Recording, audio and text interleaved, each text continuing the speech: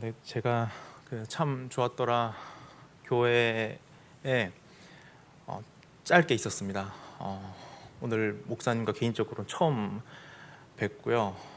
식사하면서 교제하는데 목사님의 나눔을 들으면서 정말 많이 도전을 받고 또 놀랬습니다.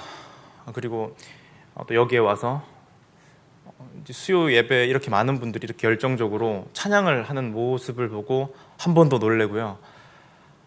그리고 이제 대표 기도를 해주시는데 100% 순도 높은 순종, 그리고 바로의 군대와 홍해가 우리 자아를 죽이는 기회다, 이렇게 이제 말씀을 해주시는데 계속 놀래고 있습니다.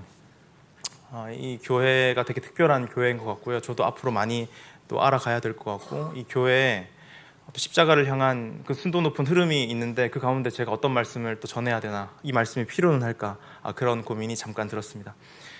간단하게 이제 저를 소개를 하자면요, 저는 참 좋았더라 교회는 제가 경의중앙선 일산역에서 내려서 버스를 타고 왔습니다.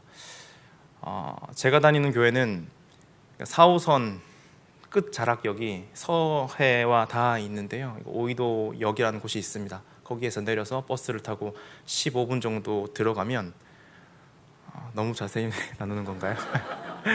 아주 작은 아파트 지하상가 교회가 있고요. 젊은 집사로 그렇게 목사님을 도와가면서 교회 사역을 섬기고 있습니다.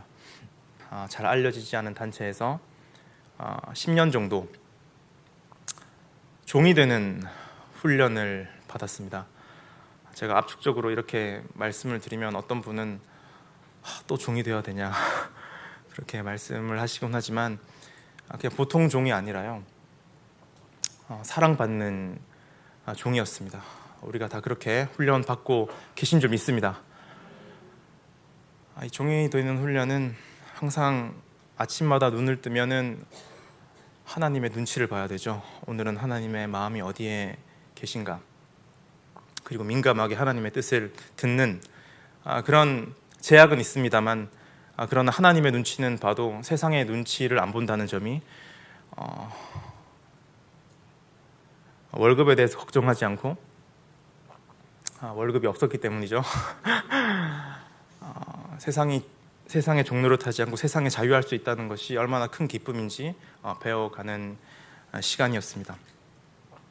선교단에서 훈련 받았던 내용들이 많지만 그 중에 제가 했던 일 중에 하나는 뭐냐면 외부 목사님을 섭외하는 그런 일이었습니다. 저희 선교단에서도 또 한국교회 귀한 목사님들을 초청해서 말씀을 듣는 그런 시간이 있는데요, 그런 과정에서 저는 한 1년에 14분 정도 이렇게 섭외를 드렸는데, 그렇게 섭외를 하다 보니까 항상 의식을 하게 되고요. 이제 그러다가 매일 기쁘게라는 프로그램을 통해서 이제 목사님을 알게 됐고, 목사님께 섭외를 요청하게 됐습니다.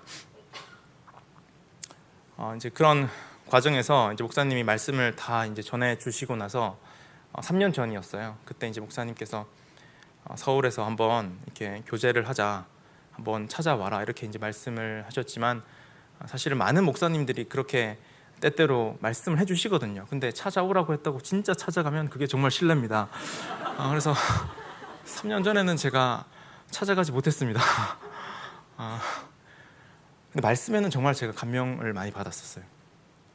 그리고 최근에 제가 이제 내년 초에 또 집회가 있기 때문에 다시 한번 또 섭외를 하기 위해서 기도를 드리다가 이제 목사님 말씀이 생각이 나서 다시 한번 요청을 드렸고, 그때 다시 한번 목사님께서 이제 한번 와라, 이렇게 직접 말씀해 주셔가지고, 이거는 정말 진심이시구나 그렇게 생각을 하고 이제 가겠다고 이제 말씀을 드렸는데, 그것과 동시에 이제 목사님께서 수요 집회 때 말씀을 나눠 달라고 하셔서, 되게 갑자기 있었던 일이거든요. 불과 1, 2분 사이에. 사실 크게 제가 이 자리에 선 게 저는 사실 지금 되게 얼떨떨합니다. 그래서 근데 이제 얼떨떨하고 제가 의도했던 일은 아니기 때문에 주님의 인도하심인 줄 알고 왔습니다. 그렇게 제가 이 자리에 서게 됐고요. 3년 전에 이제 목사님이 해주신 말씀 중에 제가 이제 기억에 남는 거는 그리스도인에게 있어서 분별력이 무엇인가에 대한 부분이었어요. 보통은 선악을 구별하는 것이 그것이 예리하게 구별하는 것이 분별력이다. 보통은 이렇게 알고 있고, 그리고 그때 목사님이 딱 해주신 말씀이 사람은 누구나 누군가를 보면은 저 사람은 딱 보면 안다, 이런 마음이 있잖아요. 그러니까 저도 그렇거든요. 저도 그때 목사님 말씀을 들으면서 나도 사람 볼 수 있는 그런 눈이 제게 은사적으로 있다고 생각을 했는데, 생각해 보니까 주변에 많은 사람들이 그런 생각을 하고 있는 거예요. 누구를 딱 보면 아는 거예요. 저 사람은 저런 사람이고 저 사람은 저런 사람이고. 많이 공부하시는 분들은 많이 공부를 하셔가지고 심리학을 공부하셔서 잘 아시고, 그리고 밤새 게임을 하시는 분도 자기는 이제 사람을 딱 보면은 안다는 거예요. 근데 이제 그때 목사님이 하셨던 말씀이 사람을 딱 보면 아는 거, 그 사람이 어떤 사람인지 아는 거는 이거는 선악과를 먹었다는 증거에 불과하다, 이런 말씀을 하셨습니다. 진짜 그리스도인에게 분별력이란 무엇인가? 내 안에 주님이 계시는가? 내 안에 주님의 마음이 있는가 없는가? 이걸 구별하는 것이 진짜 그리스도인에게 있어서 분별력이다, 이렇게 말씀을 듣는데, 제가 그 당시에 이 노뱀에 대해서 묵상을 하고 있었습니다. 노뱀은 저희가 오늘 본문에 넣지는 않았지만요, 알다시피 광야 생활의 말미에 주님께서 이스라엘 백성을 훈련시키고자 불뱀을 보내시고 노뱀으로 구원하신 그 역사에서 한번 등장을 하고요. 그리고 이것이 신약에서도 한번 등장합니다. 근데 아주 유명한 말씀에 가려져 있기 때문에 잘 모르는 경우가 많은데요. 성경 말씀 중에 복음의 정수라고 딱 한 구절을 뽑자면 가장 이제 유명한 말씀이죠. 요한복음 3장 16절의 말씀입니다.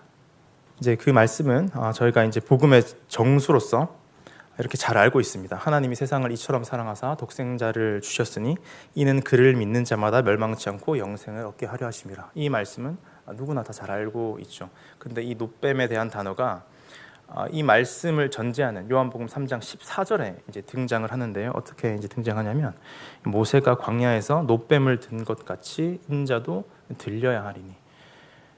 그러니까 모세가 노뱀을 든 것처럼 주님도 들려야 한다는 거죠.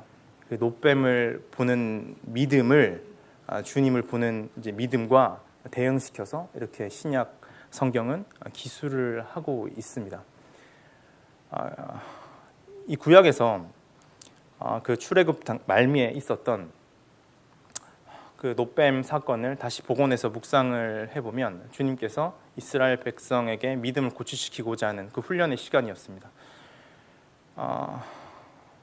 간단하게만 말씀을 드리자면 이스라엘 백성은 다시 불평을 했고요. 40년 동안 거의 40년 동안 훈련을 받았지만 다시 불평을 했고, 주님께서는 사실 이전에는 그러한 방식으로 구원을 안 하셨는데 보통은 불평을 하면 이스라엘 백성의 상황과 결핍을 채워주시는 방향으로 구원을 허락하셨습니다.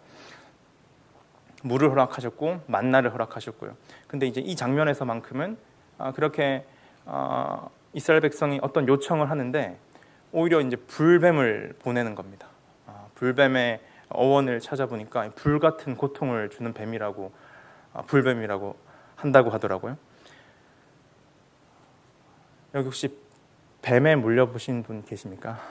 안 계시겠죠. 저는 저희 부모님이 농사를 지으십니다. 그래서 시골에 간혹 뱀이 많이 이렇게 길가에 지나가는 거를 종종 봅니다. 저도 물론 뱀에 물려보진 않았지만 저희 어머니께서 제가 어릴 때 발 뒤꿈치에 그 살모사에게 물렸는데요. 어머니가 얼마 전에도 이제 하시는 말씀이 바로 병원에 가고 독을 빼냈음에도 불구하고 다리가 퉁퉁 부어서요. 그러니까 뱀이 물리고 난 다음에는 아버지가 어머니를 업고 택시를 태워서 그렇게 이제 병원에 갔는데 한 달 동안이나 그 붓기를 빼기 위해서 이 세숫대야에 물을 받아놓고 이제 다리를 이렇게 누르면 노란색 진물이 나와서 한 달 동안이나 거동을 하지 못했고, 그러니까 대소변도 요강 같은 거에 그렇게 이제 처리를 하셨던 이런 과정에 대해서 이제 말씀을 해주셨습니다. 불뱀에 물렸다면 얼마나 큰 고통이었을까요? 이제 그 당시에 이스라엘 인구수가 한 250만 명 정도 이제 됐거든요. 한 250만 명이라면 지금의 대구 광역시 인구수와 비슷합니다. 어마어마한 수였죠. 그 이스라엘 안에서 이 250만 명이 지낼 만한 장막을 치려면 엄청 넓었을 겁니다. 군대 다녀오신 형제 집사님 분들은 이제 아실 것 같은데 저보다 훨씬 더 선배님이시기도 하겠죠. 300~400면 대대 규모도 엄청 넓습니다. 그 근무지를 다 돌려면 엄청 오래 걸립니다. 근데 이게 250만 명이면 상상할 수 없는 그 넓이와 규모가 됐을 겁니다. 그 당시에 노뱀을 몇 군데나 세웠을까요? 우리가 그냥 본능적으로 왠지 하나를 세웠을 것 같습니다. 단수로 표현되어 있습니다. 히브리어 원어로 봐도 그렇고요, 킹 제임스 버전을 봐도 그렇고, 영어 버전을 봐도 그렇고, 단수로 표현되어 있습니다. 하나를 딱 세웠습니다. 그 넓은 진영에 딱 하나를 세웠던 것이죠. 이 노뱀이 세워진 그 장대 근처의 장막에 사는 사람은 그래도 괜찮았을 겁니다. 불뱀에게 물려도, 하나님이 작정하시고 보낸 불뱀이거든요. 물려도 장막을 걷어서 바로 보면 되거든요. 얼마나 감사한 일입니까? 그러나 누군가는 이 노뱀과 아주 멀리 떨어진 곳에서 불뱀에게 물렸을지도 모르겠습니다. 근데 그 사람이 이 노뱀을 보기 위해서 오자면, 지금 저희는 이 영혼의 관점에서 말씀을 보기 때문에 이 노뱀을 본다는 게 되게 단순하고 쉽게 느껴질지 모르겠지만 단순합니다. 이 진리는 단순하죠. 근데 그 노뱀을 보러 가는 과정이요, 한 번도 이런 식으로 구원을 받았던 적이 없어요. 일단은 상식적이지 않고요, 뭔가 이 수령들을 시켜서 약초를 캐서 거기에 발라주거나 그래야 될 것만 같은데 노뱀을 보면 낫는다. 이게 비상식적인 일인 거죠. 일단은 자기의 어떤 상식적인 기준을 내려놔야 됐을 거예요. 아프면요, 감정도 막 뒤틀리잖아요. 이 감정을 이성으로 통제할 수 있으면 그건 세상 안에서도 굉장히 성숙한 사람으로 통합니다. 보통은 근데 아프면 감정이 다 뒤틀립니다. 근데 일단은 그 감정도 한번 참아야 됐을 거예요. 감정도 내려놓고 이성적인 기준도 내려놓고 장막을 펼쳐서 이제 걸어가기 시작하는 겁니다. 그러면은 밖에 뭐가 있을까요? 주님이, 이스라엘 백성은 반응이 똑같습니다. 상황이 어려우니까 그 불뱀을 치워달라고 합니다. 불뱀이 있으면 불뱀을 치워야죠. 우리를 괴롭히는 불뱀이 너무나 실제적이지 않습니까? 불뱀이 그 종아리를 물거나 이 팔꿈치를 문다면 그 고통이 얼마나 실제적입니까? 불뱀을 치워달라고 하는 반응이 당연히 이해가 됩니다. 이스라엘 백성은 역시나 그렇게 이제 반응을 했지만, 그러나 하나님은 불뱀을 치워주시지 않고요, 노뱀을 세우시는 거죠. 불뱀은 치워지지 않았습니다. 지나가는 길 동안에 불뱀에게 다시 또 물렸을지도 모르는 일이고요. 믿음을 들여서 갔는데 나에게 고통을 준 그 불뱀이 다시 그 자리를 무는 거예요. 그러니까 저희에게 있는 문제들, 각자가 다 불뱀을 가지고 있지 않습니까? 돈이 없다고 무는 불뱀도 있고요. 항상 또 세상적으로 인정받지 못하는 자리에 있는 그 열등감, 해소되지 않는 열등감, 혹은 누군가를 미워하는 그 미움, 그 불뱀이 여전히 저희를 이제 괴롭히는 거죠. 믿음을 들여서 예수님께 한 발짝 나아가고자 발걸음을 내디뎠으나, 그러나 다시 그 상황이 해결되지 않을 때 너무나 큰 고통일 수 있겠죠. 그러나 누군가는요, 다시 그 자리에 불뱀이 문다고 하더라도 누군가는 걸음을 옮겨서 결국은 이제 노뱀을 봤을 겁니다. 그리고 그 사람은 구원을 받았죠. 그리고 살아남은 사람이 여호수아 세대가 됐고요, 가나안 유업을 침노하러 요단을 건넙니다. 신약에는 그 유명한 요한복음 3장 16절 그 예수님을 믿는 믿음을 이 노뱀을 보는 믿음과 대응시켜서 설명하고 있다는 묵상이 개인적으로 됐습니다. 그때 이런 묵상을 좀 하고 있었는데요, 좀 찾아보니까 열왕기서에도 이 놋뱀이 등장하더라고요. 이 성경 전체에 총 3군데 등장합니다. 열왕기하 18장 4절은요. 히스기야 왕이라고 하면 유대에서 선한 왕을 꼽아라, 4명을 꼽아라 하면 항상 히스기야 왕이 듭니다. 물론 또 시행착오가 있긴 했지만 아주 훌륭한 왕이었습니다. 그 왕이 어떤 업적을 가졌는가에 대해서 기술하는 그 구절인데요. 제가 잠깐 읽어드리겠습니다. 그가 히스기야를 의미합니다. 여러 산당들을 제거하며, 훌륭한 왕이었으니까 이 산당을 제거하는 왕이 많지 않았는데요. 산당을 제거하는 건 참 어렵습니다. 우상은 제거해도 그 근원을 제거한다는 건 참 어려운 일 아닙니까? 뿌리를 제거하는 거죠. 산당들을 제거하며 주상을 깨뜨리며, 당연히 주상을 깨뜨려야겠죠. 그 드러나는 일이니까요. 굉장히 어렵긴 한데 근데 순종을 했던 겁니다. 주상을 깨뜨리며 아세라 목상을 찍으며. 그 다음 이 굉장히 저는 많이 인상 깊었어요. 어떻게 나오냐면 모세가 만들었던 놋뱀을 이스라엘 자손이 이때까지 향하여 분향함으로. 근데 이제 이 구절에 대해서 진짜 모세가 만든 놋뱀이 이때까지 남아 있었냐, 여러 가지 이제 견해가 존재합니다만 성경 말씀을 단순하게 보자면 그때 그 놋뱀을 어쨌든 그것이 지금까지 실제로 존재하지 않아도 어쨌든 놋뱀의 형상이 있었던 건 분명합니다. 그 형상을 향하여 분향을 한대요. 당연히 분향을 하겠죠. 그때는 십자가가 없었잖아요. 하나님을 기념하기 위해서 우리를 구원했던 그 조각을 분향할 수 있잖아요. 근데 또 어떻게 설명이 되냐면 히스기야가 그것을 부쉈다, 이렇게 이제 표현이 됩니다. 그리고 느후수단이다, 이렇게 일컬었더라. 느후수단이 무슨 말이냐면 놋조각이라는 거거든요. 놋조각. 산당들을 제거하는 건 참 어렵습니다. 이 근원을 제거하는 것 자체가 어렵습니다. 왜냐하면 인지가, 그건 무슨 의미인지 아시잖아요. 근원을 제거한다는 거. 우리에게 계속 하면 안 된다는 걸 아는데도 할 수밖에 없는 그 근원이 있잖아요. 근데 그건 보이는 거죠. 우리가 인지를 하고 있는 거죠. 그것과 싸워야 된다, 인지를 하고 있는 거죠. 잘 안 되는 것에 그것 때문에 문제인 건데, 근데 이 히스기야는 사실 이 놋뱀이 이때까지 아무도 문제가 된다고 성경에 이제 그걸 분별했던 사람이 없었거든요. 근데 히스기야 왕은 이제 여기 안에 더 이상 하나님의 마음이 담겨 있지 않다, 혹은 이것이 사람들을 잘못된 길로 인도한다 하고 놋조각에 불과하다 하고 과감하게 이거를 쪼개버리는 거예요. 그리고 성경에 이렇게 기록되어 있는 걸 보면은 그 히스기야의 분별은 정확하게 맞았다, 하나님이 인정해 주신다, 이렇게 생각이 됩니다. 이제 이 말씀과 이제 목사님께 들은 말씀이 좀 연결이 됐어요.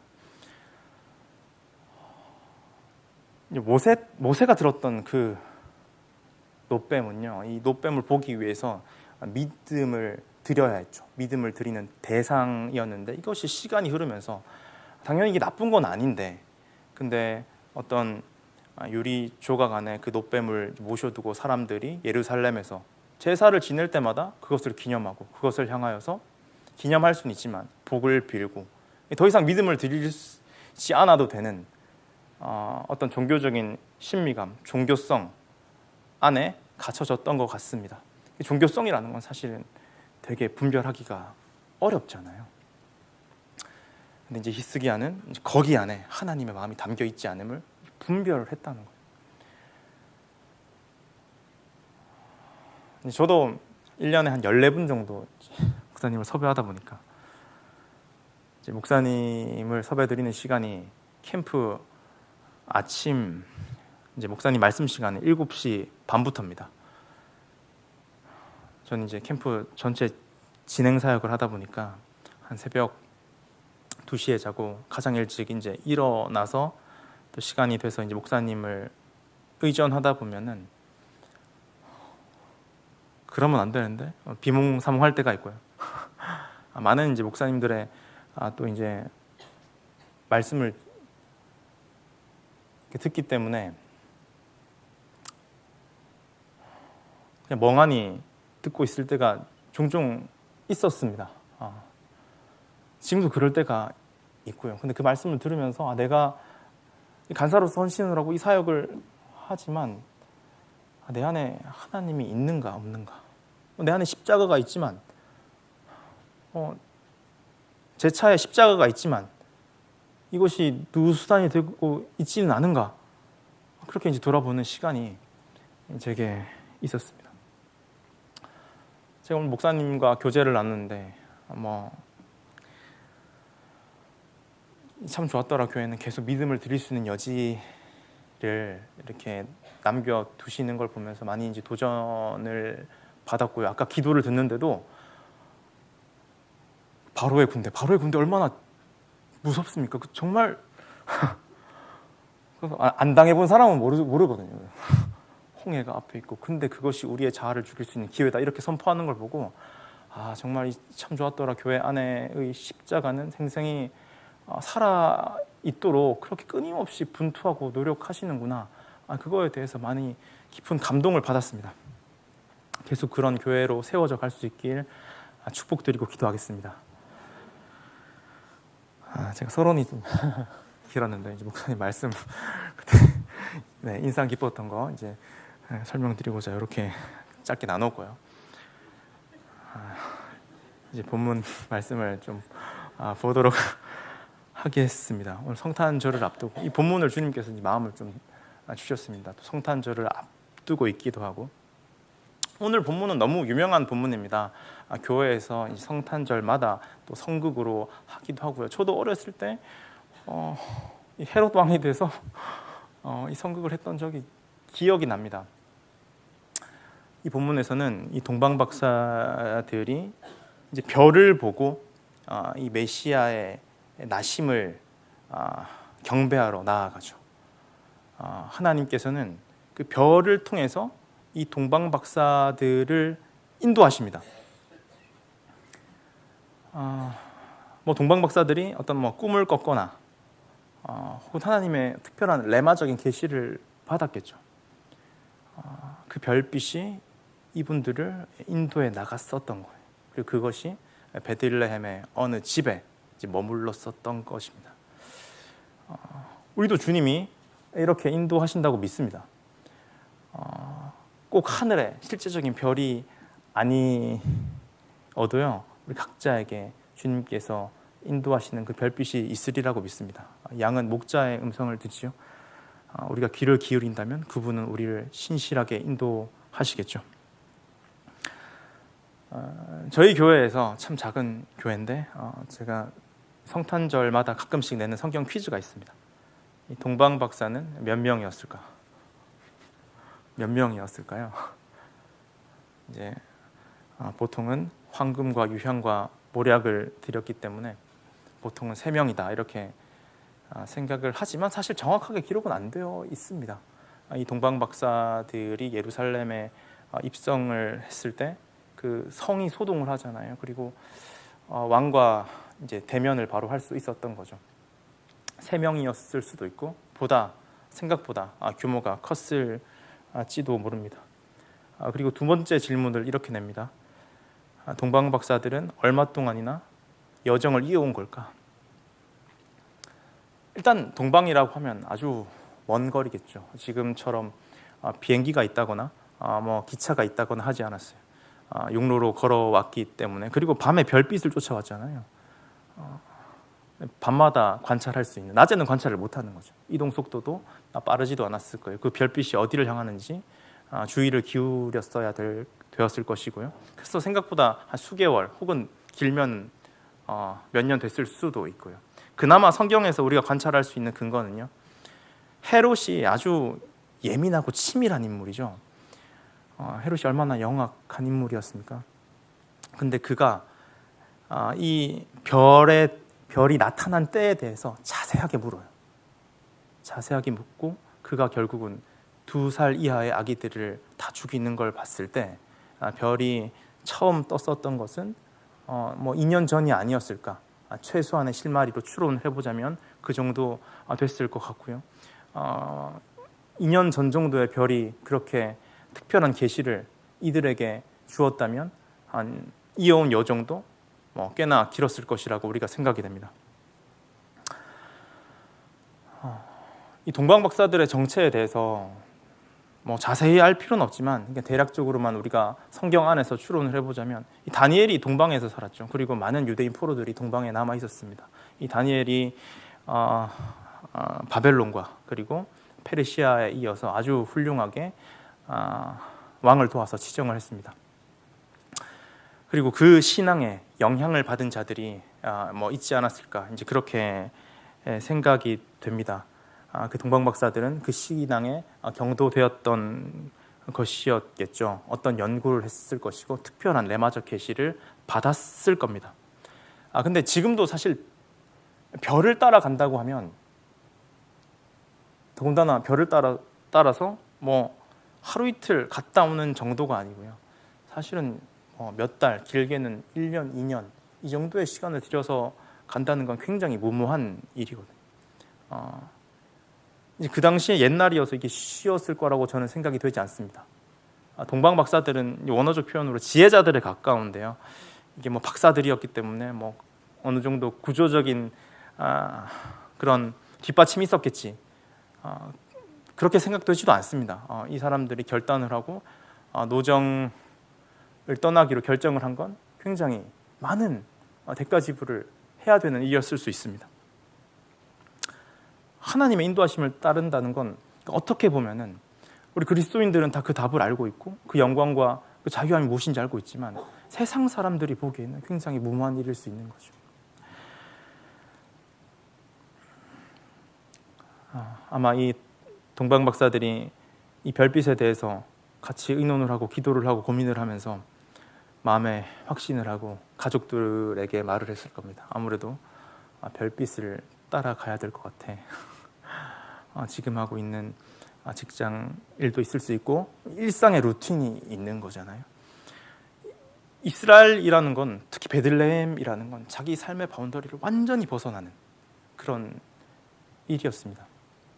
가족들을 설득시키고 혹은 직장 상사분들께 조금 배려를 구했겠죠. 배려가 안 통하면 과감한 결단을 했을지도 모릅니다. 많은 대가 지불을 하고 이들은 노정을 떠났었던 것입니다. 이들이 드린 건 황금과 유향과 모략뿐만이 아니었습니다. 또 이 교회에서는 또 그런 가르침이 많다는 생각이 듭니다. 우리가 일상에 최선을 다해야 되죠. 우리에게 허락된 삶의 경계선과 바운더리에 굉장히 충실을 해야 됩니다. 그럼 우리 삶 가운데 하나님 나라가 내 삶의 침노에서 지나갈 때, 그리고 주님이 우리를 부르신다면 때로는 우리가 붙들고 있던 것 내려놓고 그것을 붙드는 자들, 그것이 이 성경에서 나오는 하나님 나라를 내 것으로 만드는 자들의 믿음이었다고 믿습니다.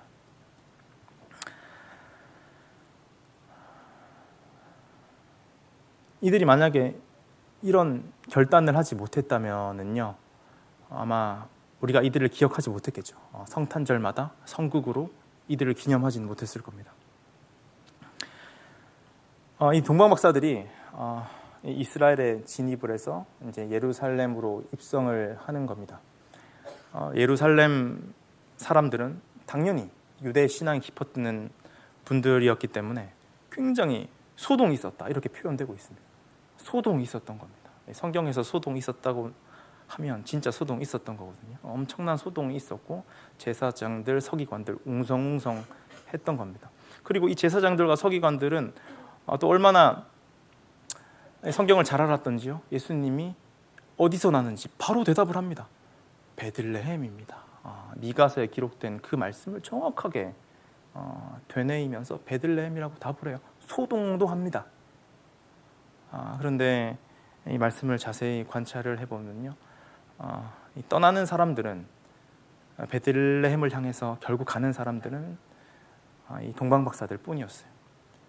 소동은 했지만 그 예루살렘성 사람들이 예루살렘 안에서는 열심히 제사를 지냈을 겁니다. 아마 성경 연구를 열심히 했을 거예요.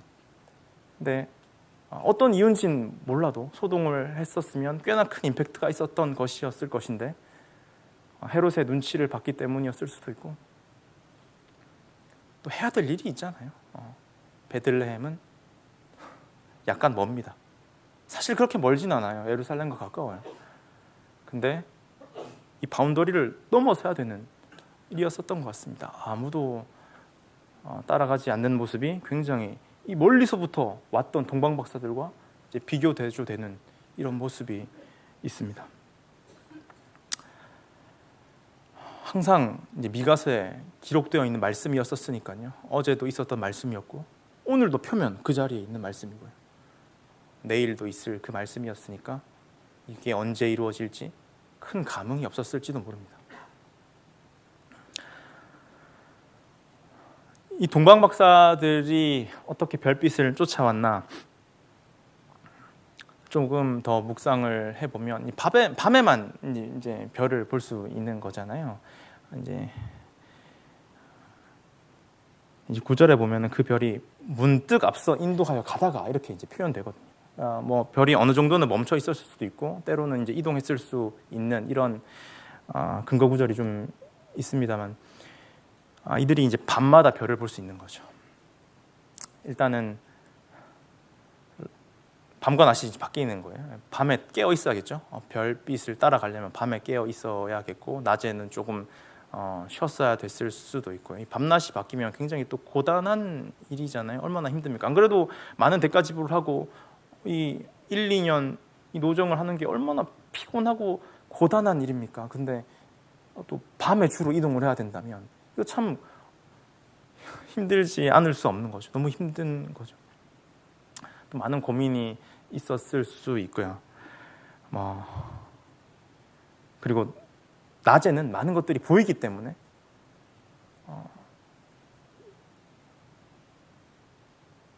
내가 생각할 수도 있고 판단할 수도 있고, 그리고 많은 것을 보면서 또 누릴 수도 있고, 뭐 좋은 음식들이나 편의시설이나 누리면서 갈 수도 있고. 근데 이게 밤에만 이동해야 되니까 불편함이 이게 보통 일이 아니었을 거라는 거죠. 이들 안에 여러 가지 분투가 또 있었을 수 있을 것 같다는 생각이 듭니다. 그리고 완전히 바뀐 라이프 스타일 때문에 원래는 그렇지 않았는데, 이 사람들이 얼마나 성품이 훌륭했겠습니까? 원래는 그렇지 않았는데 괜히 막 감정적으로 막 짜증도 나고,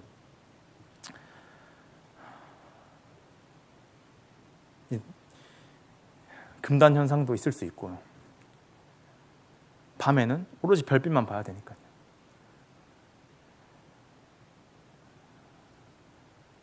예전에 제가 그런 글귀를 본 적이 있습니다. 어떤 것에 중독되었는지 어떻게 아느냐. 보통 때는 모른다는 거죠. 그것이 없어져 봐야만 하는 거예요.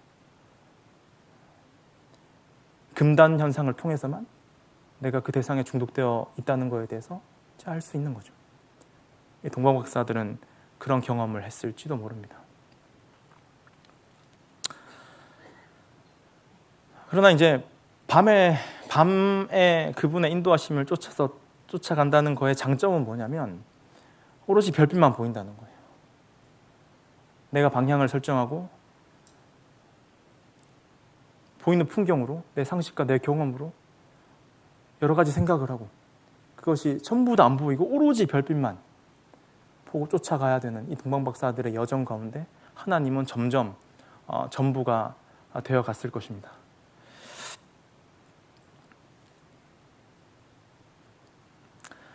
저는 이제 시골에서 살았기 때문에 어린 시절 좀 추억이 있습니다. 어머니와 밤길을 많이 이제 걸었죠. 그때 아직도 기억나는 건 뭐냐면, 어머니께 제가 엄마, 저 별이 저를 따라와요, 이렇게 이제 말을 했던 적이 있습니다. 전 별이 따라오는 줄 알았어요. 저를 계속 가도 그 자리에 있었거든요. 근데 제가 주님의 길을 아직 조금 이렇게 걸어가고 걸음을 옮기다 보니까 전 예전엔 그렇게 생각했거든요. 내가 가는 길이 주님의 길이다. 맞는 말입니다. 주님의 어떤 그 섭리하심 가운데 항상 주님이 우리와 함께 하시죠. 전 그렇게 믿었어요. 내가 무엇을 선택하든지 이것이 주님의 뜻이 아니면 주님께서 뭔가를 쳐주시겠지. 내가 가는 길이 주님의 길인 거죠. 근데 시간이 흐르면 흐를수록 알게 되는 건 뭐냐면요, 별이 날 따라오는 게 아니고 내가 그 별의 세미한 인도하심을 쫓아가야 된다는 것에 대해서 점점 알게 되어 갔습니다. 박사들은 그렇게 밤마다 별을 쫓았을 것입니다. 근데 이들이 이제 여정의 한 중간 정도 왔어요. 이제 이스라엘에 진입합니다. 이스라엘에 진입해요. 이 별은 마지막에 어디로 인도했냐면, 이 별이 이동하는 종착지는 베들레헴이었어요. 근데 이 동방 박사들이요, 이스라엘에 진입하자마자 가는 곳은 예루살렘이에요. 왜 예루살렘으로 갔지? 별이 예루살렘으로 인도했나? 그랬을 수 있을 것 같아요. 왜냐하면 예루살렘 사람들도 메시아의 나심에 대해서 알아야 되기 때문인 거죠. 그렇군. 별이 인도했군. 그리고 지도를 좀 보니까요, 이게 이제 베들레헴으로 동방에서 가려면, 베들레헴으로 가려면 예루살렘을 또 거쳐야 되는 것 같아요. 그 길 중에 있어요. 그러니까 이 사람들이 예루살렘으로 갔구나. 근데 예루살렘으로 가서 하는 일이 뭐냐면, 별의 모습은 더 이상 관찰을 하지 않고요, 바로 왕궁으로 가요. 왕궁은 사실 가면 안 되는 거였거든요. 별이 여러분 왕궁으로 인도했겠습니까? 왕궁엔 헤롯이 있었습니다. 그리고 왕궁에 들렀기 때문에 생명이 유실됐어요. 근데 이 동방 박사들은 많은 헌신을 해오면서 인생 가운데 많은 대가 지불을 하고 주님께 전적으로 삶을 위탁드리는 그 결단 가운데 나아갔지만, 이 노정 가운데 마지막에 이 예루살렘으로 들어가서 왕궁으로 들어가 버리는 거예요. 근데 제가 이 동방 박사의 입장이었다고 해도 사실 왕궁으로 갔을 것 같아요. 왜냐하면 왕이 난다고 하면 어디서 납니까? 당연히 왕궁에서 나고, 그리고 그 왕궁에서 어디서 날지 당연히 알 수 당연히 상식적인 과정이잖아요. 이거는 너무 당연한 거죠. 너무 지극한 상식인 거죠. 근데 가면 안 됐었는데 거기서 시행착오의 어떤 과정을 거칩니다. 그리고 이들이 그 왕궁에서 나옵니다. 나와서 이제 베들레헴을 향하는데요.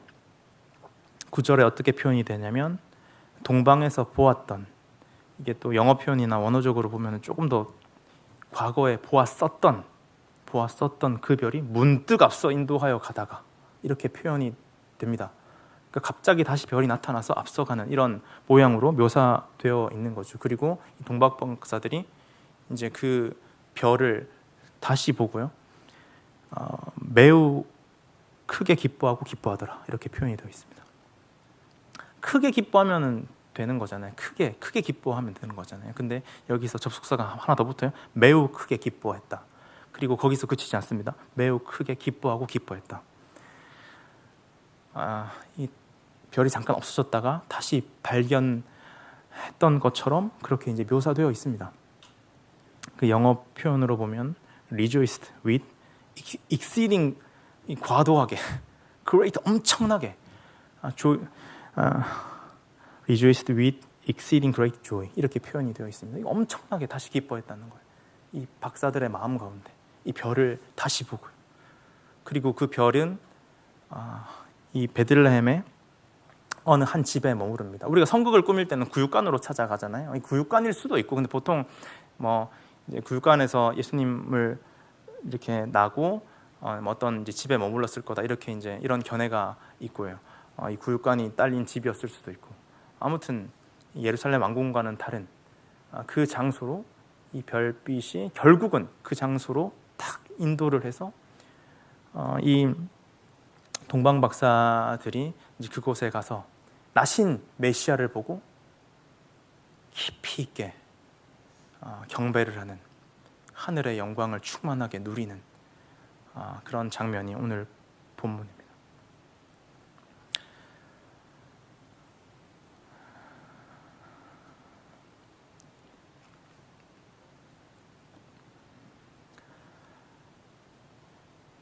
이 동방 박사들은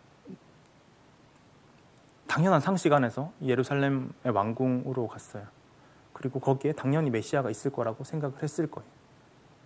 왜냐하면 지금까지 많이 그런 어떤 경험 안에서 쫓아왔었고, 그리고 이 동방 박사들의 생각이 하나님의 뜻과 크게 다르지 않을 거라고 생각을 했을 겁니다. 왜냐하면 이제 마지막에는 볼 것도 없는 거죠. 이제 바로 이제 왕궁으로 갔었던 겁니다. 실제로 예루살렘과 베들레헴의 거리는 진짜 가까워요. 사실 엄청 가깝습니다. 동방에서 왔던 거에 비교하면요. 그런데요, 거리는 가까웠지만 그러나 예루살렘의 왕궁과 이 베들레헴의 집, 이 베들레헴의 구육과는 이 본질적인 의미에서 그 거리가 얼마나 극과 극인가요? 거의 다 왔었거든요. 근데 마지막에 내 생각으로 방점을 찍어버리는 그 지점이 얼마나 하나님의 뜻과 먼지에 대해서 이 본문을 통해서 주님이 강력하게 교훈하시는 것을 저는 느꼈습니다. 저한테 교훈을 했던 거죠. 네. 이 왕궁이란 곳은 왕이 날 법한 불빛이 있었어요. 왕이 날 법한 쾌적함이 있었겠죠. 그러나 그 내부의 공허함은 이루 말할 수 없는 것이었고요. 이 베들레헴의 구육과는 볼품없는 초라한 모습이었지만 그러나 그 메시아의 영광이 집약되어서 가득했다는 것에 대해서 우리는 볼 수 있습니다. 그 영광을 구별할 수 있는 것, 주님의 영광을 구별할 수 있는 것, 우리가 신앙생활을 많이 하면 어느 정도는 판단이 설 수 있는 거죠. 판단할 수 있다고 믿어요. 저같이 조금만 이렇게 고작 10년 정도 사역을 했어도 그런 생각이 있습니다. 그러나 제가 내리는 판단이 우리가 어느 정도 신앙생활 안에서 경험을 가지고 내렸던 그 방점이 끝까지 주님의 뜻을 따르지 않고 구하지 않았던, 마지막에 타협해버렸던 그 방점이 얼마나 주님의 뜻과 좀 거리가 멀 수 있는지에 대해서 우리가 경계심을 갖고 그렇게 겸손히 신앙생활을 하면 좋겠다는 생각이 들었습니다.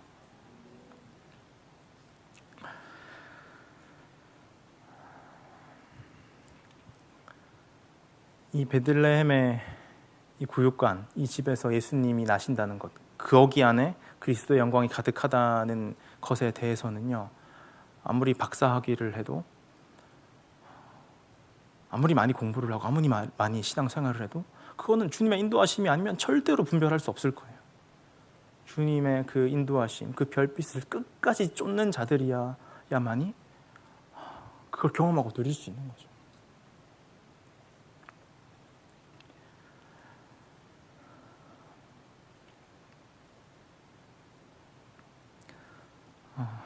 저는 이 삼주왔더라 교회 성도분들께서 지금까지 해왔던 것처럼, 참 여기도 이제 뭔가 경계박 변두리에 있는, 변방에 있는 그런 느낌인데, 지금까지 해왔던 것처럼 또 많은 헌신을 하고 또 많은 믿음으로 수요예배에 저는 이렇게 많이 참여하신다는 거에 대해서도 참 대단하시다는 생각이 들고요. 지금까지 해왔던 것처럼 마지막까지 그 별빛을 쫓아가는 신앙 노정이 되면 좋겠다는 생각이 듭니다. 마지막에 내 생각으로 타협하고 싶은 그런 지점에서도 사실 이런 지점들은 많이 일어나거든요. 저도 선교사 파송 준비를 하면서 그런 시행착오를 많이 거쳤어요. 제가 자세히 여기서 지금 시간이 없기 때문에 말씀드릴 수는 없지만, 어느 날 제가 막 그렇게 하는데 밤에 꿈에 시험지를 푸는데 맞을 것 같은 답에 다 체크를 하고 이제 답안을 매기는데 1번 맞고 2, 3, 4, 5번 틀리고 6번 맞고 대부분 틀리는 거예요. 그래서 이게 주님의 뜻이 아니구나. 그리고 다시 이제 주님의 뜻을 구하는 그런 과정이 있었습니다. 우리가 이제 인도함 받는 곳이 예루살렘 왕궁인 줄 알고 좀 기뻐하는 마음이 이제 있을 수 있어요. 그러나 이제 그곳이 아니었음을 발견하고 더 기뻐할 수 있는 그 종착지가 이상하게 구육관이야. 더 큰 영광을 기대할 수 있는 그런 성도들이 저를 포함한 그런 신앙 노정을 함께 걸어가면 좋겠다는 생각이 듭니다. 혹시 나를 인도하는 별빛이 잘 느껴지지 않는다, 나는 잘 모르겠다, 그러면은 여러 가지 가능성이 있을 수 있지만요, 내가 예루살렘 영역에 있지 않은지 돌아볼 필요가 있습니다. 내가 단정하고 있는 그 뜻에서 잠깐 나와 본다면, 내가 굳게 믿고 있었던 그 경계에서 잠깐 나와 본다면 주님의 인도하심, 이 별빛을 쫓아간다는 게 얼마나 무모합니까? 얼마나 많은 고민이 있었겠어요. 이게 맞나? 긴가민가? 이게 맞는 거야? 그러나 이제 믿음을 드릴 때 그 별빛이 살아있는 주님의 인도하심이라는 거에 대해서 발견할 수 있을 가능성이 있다고 저는 믿습니다. 그리고 이 동방박사들은 결국은요, 황금과 유향과 모략을 주님께 바칩니다. 1, 2년 노정을 한 거예요. 이들이 황금과 유향과 모략, 이거는 예수님께 바치기 위해서 이들이 준비한 초심이었어요. 많은 불편함과 어려움이 있을 수 있고, 중간에 말이 탈진해서 말을 다시 사야 되면 또 경비가 필요했을 수 있겠죠. 그 황금을 까먹고 유향을 까먹고 모략을 까먹었을 수도 있잖아요. 그런데 이들이 그걸 지켰던 거예요. 그 긴 도정 가운데 때 묻었을 수는 있지만 먼지를 털어내고 다시 옷으로 그거를 닦고 주님께 드리기 위해 준비했던 그 헌신, 그 초심, 주님께 드려져야 될 그 영광 끝까지 간직해서, 중간에 시행착오는 있었지만 그러나 결국은 주님께 경배하여 올려드리는 이 동방박사들의 모습이 참 도전이 되고요. 모든 성도분들이 가졌던 그 초심이 있을 거잖아요. 또 참 좋았더라 교회도 어려웠던 시절이 있고, 주님을 위해 드려져야 되는 그 황금과 유향, 모략, 내 영광으로 타협하지 않고 내 편의를 위해서 쓰지 않고 마지막까지 보존하고 지켜서 우리 삶의 끝날에 주님께 올려드리는, 그분이 받아야 될 합당한 그 영광은 그분께 온전히 올려드리는 그런 우리 모두가 되었으면 좋겠습니다. 기도하고 마무리하면 될까요? 네. 기도하겠습니다. 하나님, 감사합니다. 이렇게 좋은 교회 인도하여 주셔서 정말 잘 가고 있는 교회인데, 정말 주님을 향해서 나아가고 있는 교회에 다 아는 그런 내용을 다시 한번 또 나누게 하시고, 그리고 은혜가 되게끔 하신 것에 대해서 너무나 감사드립니다. 이 교회가 정말 순전한 믿음으로 하나님을 위해서 황금과 유향과 모략을 준비해서 시작된 교회인 줄 믿습니다. 이 교회가 정말 놀랍도록 이 경계를 넘어서서 이 동방을 떠나서 주님을 향해 나아갔던 것처럼 그 초심을 잃지 않고 끝까지 주님 앞에 나아갈 수 있도록 도와주시옵소서. 지금 우리에게 남겨져 있는 그 문제와 어려움들이 도리어 복음이 능력되게끔 하는 그 장치라는 거에 대해서 우리가 더 큰 믿음을 드리게 하시고, 많은 문제들이 있어도 그러나 우리가 결국 주님 앞에 착하고 충성된 종이라는 그 인정 하나로 만족할 수 있는 그 깊은 믿음을, 순도 높은 믿음을 우리에게 허락하여 주시옵소서. 그렇게 주님께서 이 참 좋았더라 교회에 큰 영광과 은혜로 인도하실 것을 믿으며 이 모든 것 우리 구주 예수 그리스도의 이름으로 기도드렸습니다. 역으로 풀어보자면 그 동방박사들이 베들레헴의 마구간에 왔을 때 기꺼이 드리잖아요. 일반적으로 보면 거기에서 무슨 왕이 나올 수 있는 환경인가, 만왕왕이 나올 수 있는 환경이라고 믿어졌으니까 기꺼이 드리는 거잖아요. 거기까지의 과정을 주님의 마음으로 좀 풀어주셨어요. 그렇죠. 유대 학자들, 또 종교 지도자들, 또 헤롯 왕, 미가서 5장 2절을 빌어서 예수님이 베들레헴에 난다라는 걸 알았어요. 알고 있었죠. 그러니까 언어로 되놓이는 종교성이 중요한 게 아니라 실제 마음에 무엇을 품고 있느냐예요. 바로 미가서를 들추어서 유대 메시아 왕이 베들레헴에서 난다는 것을 알았어요. 그럼에도 불구하고 그들의 마음은 언어적으로 종교를 얘기했지만 실제 예루살렘의 헤롯 궁전을 향한 마음들이었다 그 말이에요. 그 마음 가지고는 결국 예수를 죽입니다. 언어로는 주님을 이야기하지만 마음이 세상에 가 있다라고 한다면 그 자체가 예수를 죽이는 일이라니까요. 그 메시지예요. 그 메시지. 결국 예수를 죽일 수밖에 없는 종교성. 그거 보고 화석화된 믿음이라고 얘기를 해요. 율법화되어진 믿음이라고 얘기하고요. 오늘 사랑하는 우리 선교사님을 통해서 귀하게 아주 귀한 하나님의 마음을 그 심지를 허락하셨어요. 심지를. 그러니까 내 입에서 이야기하는 예수, 그 예수를 추구한다라는 것은 결국 내 마음 안에 계신 예수를 확인한다라는 거예요. 내 마음이 원하는 것이 무엇인지 정확하게 본다라는 거예요. 마음의 향방이 어디를 향하고 있는지 정확하게 깨닫는다라는 거예요. 그것을 위해서 기도하기를 원합니다. 하나님, 그 무엇보다 내가 말하는 모든 종교성의 얘기들이 종교성을 그치지 아니하고 내 마음이 원하는 실제 되기를 원합니다. 내 마음이 실제 되기를 원합니다. 주님을 부르짖고 주님을 찬양하는 그런 인생이 되기를 원합니다. 라고 우리 기도팀들 나오고요. 그 마음 부르짖기를 원합니다. 그러니까 우리 선교사님과 선교사님 가정 또 선교사님 부부가 같이 헌신을 하고 부름을 받았어요. 부름을 받은 부부라서 감사하게 기쁜 마음으로 차원해서 가는데 우리 선교사님과 또 그 일정에 대해서 주님을 신뢰하고 의탁하고 주님께 내어 맡기는 그러한 기도도 같이 해주시기 바랍니다. 말로만 되는 신앙 십자가에서 못 박았습니다. 십자가의 죽음으로 처리했습니다 라고 선포해서 내 마음이 정말 주님을 원하는 인생이 되게 해주세요. 여러분, 그 원함은 실제거든요. 정말 원수를 사랑하게 해주세요. 실제거든요. 하나님, 내 마음이 다른 것으로 기뻐하지 않고 하나님을 기뻐하기를 원합니다 라고. 고통, 아픔, 상처 때문에 내 마음 아픈 것이 아니라 내 마음 흔들림 없이 주님을 기뻐하는 인생이 되고 싶다고, 진짜 그걸 원한다고 우리 함께 주여 한번 부르고 기도합시다. 우리의 마음은 사실 예루살렘에 있는 헤롯 궁전을 원하는 마음입니다. 주님의 계심과 주님의 조음과 주님의 다스림을 원하는 마음이 아니었음을 정직하게 보게 하여 주옵소서.